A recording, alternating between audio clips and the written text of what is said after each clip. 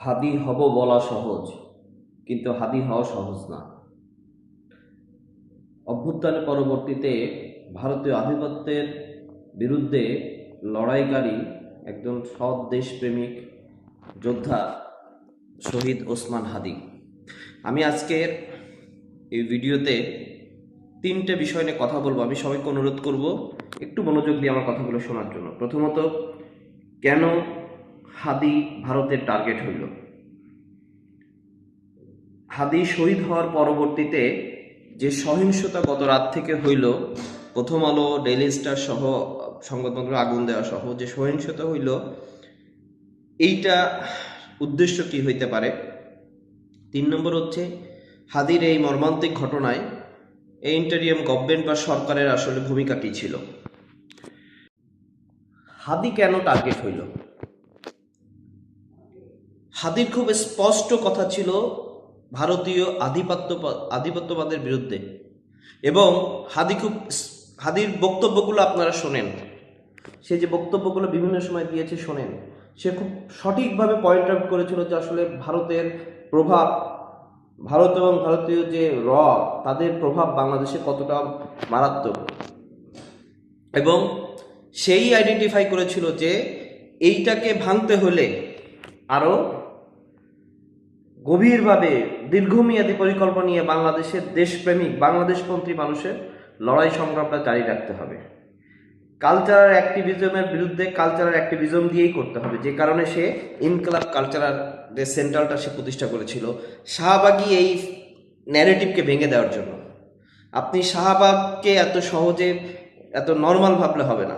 এই শাহবাগী সেন্টিমেন্ট, এইটা ভাঙতে গেলে আপনাকে তার চেয়ে স্ট্রং বাংলাদেশপন্থী সেন্টিমেন্ট দাঁড় করাইতে হবে।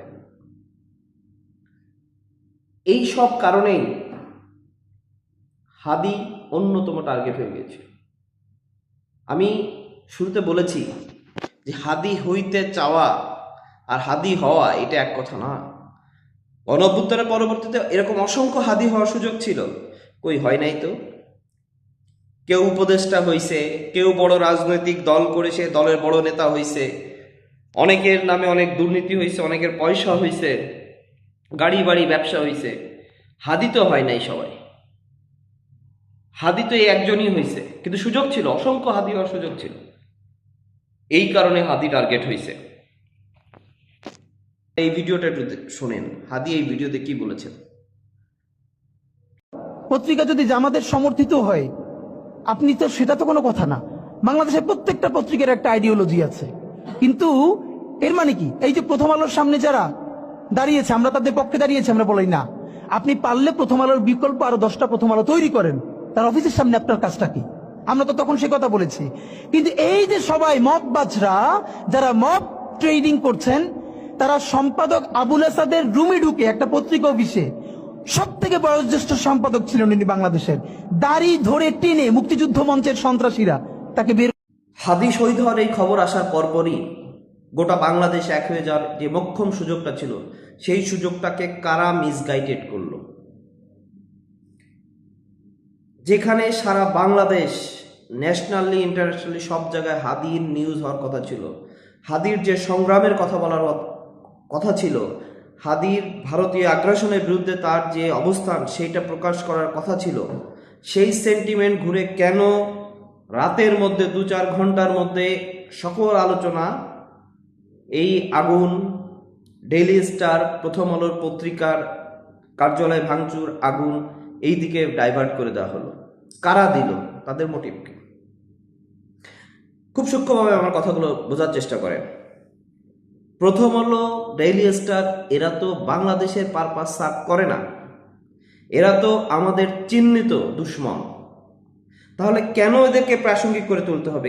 কাদের মদতে এদেরকে প্রাসঙ্গিক করা হলো? কাদের উস্কানিতে এদেরকে প্রাসঙ্গিক করা হলো?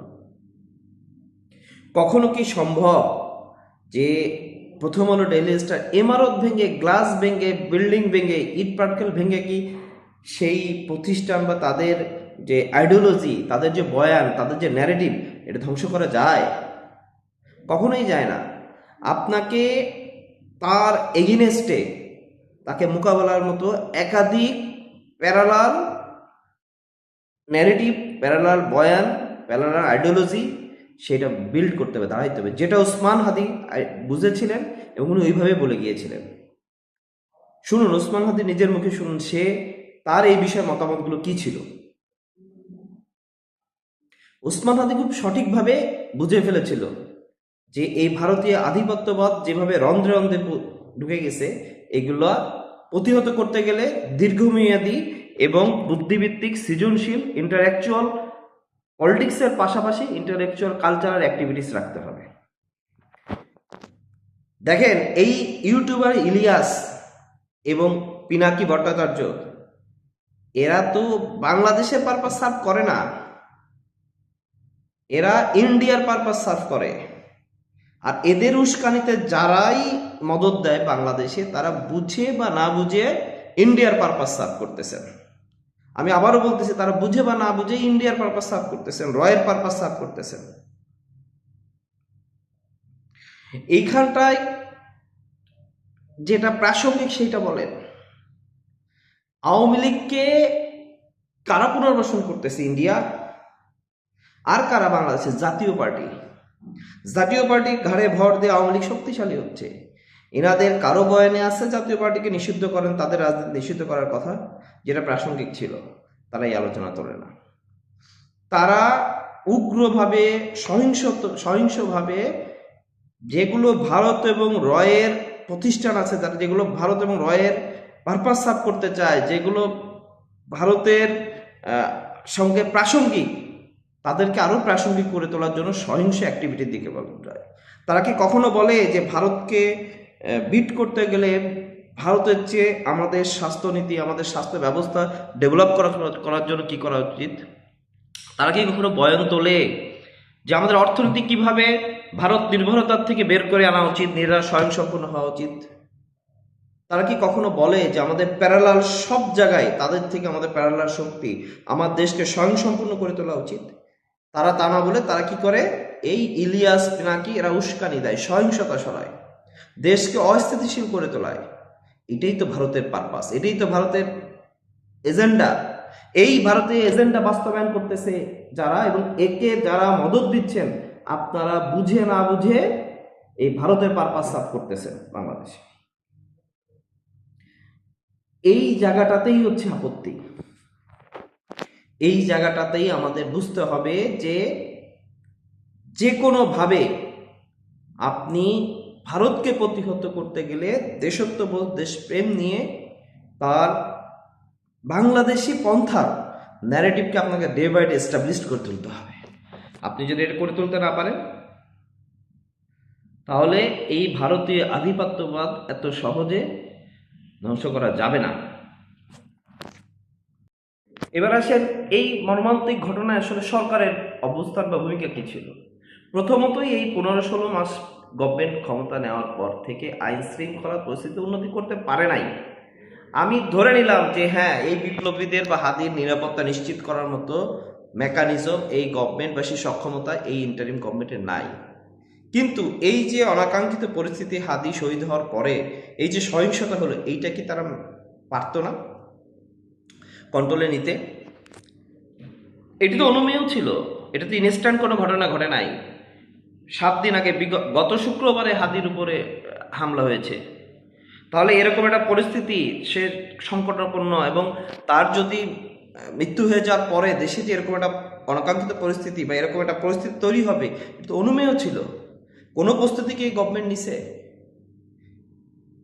বরঞ্চ আমরা দেখলাম প্রফেসর ইউনূস গতানুগতিকভাবে উনি জাতির উদ্দেশ্যে কিছু মোটিভেশনাল স্পিচ দিল।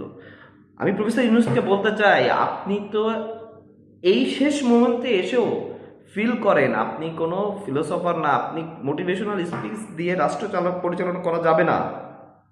আপনি একজন অ্যাডমিনিস্ট্রেটিভ রোল প্লে করতে হবে আপনাকে। এখন কেন আপনি শক্ত হাতে দমন করেন নাই? কেন ভাষণে এসে আপনি মোটিভেশন না নিয়ে কড়াভাবে ভাষায় বললেন না যে কোনো সহিংসতা হলে কঠোর হস্তে এটা দমন করা হবে?